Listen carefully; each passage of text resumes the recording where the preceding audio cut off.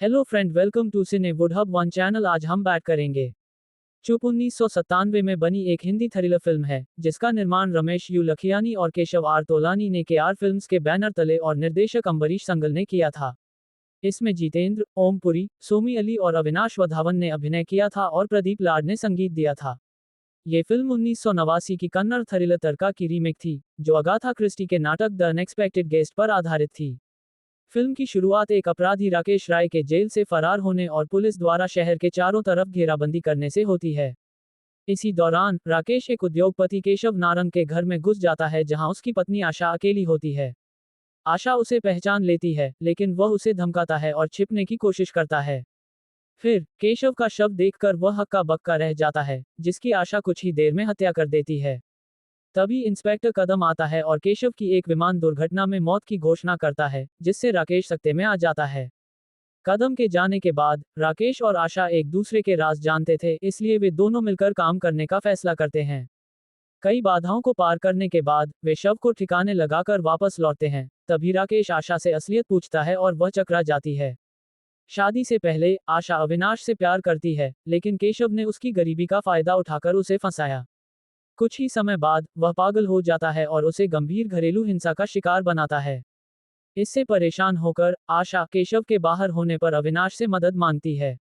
अचानक वह शक के घेरे में आ जाता है और उन पर भड़क उठता है जब अविनाश भागकर पुलिस की जीप के नीचे आ जाता है। इसके अलावा उस झड़प में आशा ने खुद को बचाने के लिए केशव को चाकू मार दिया था। ये सुनकर राकेश उसके कदम को सही मानता है।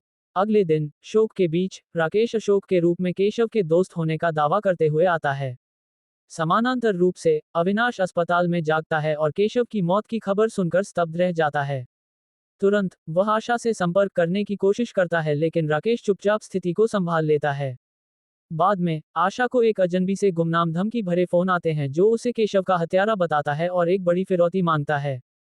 अशोक भी इसे सुन लेता है और अविनाश पर शक होने पर आशा को शांत करता है।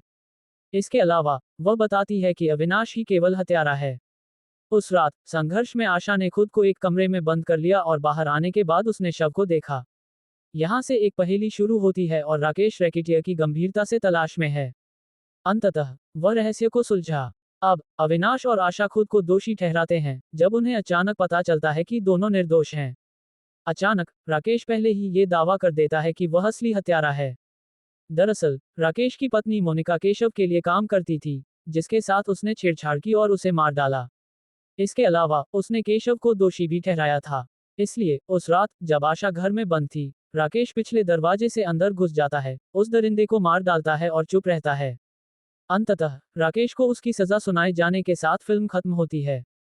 हमारा वीडियो पसंद आया तो लाइक करे, शेयर करे और सब्सक्राइब जरूर कर दीजिए।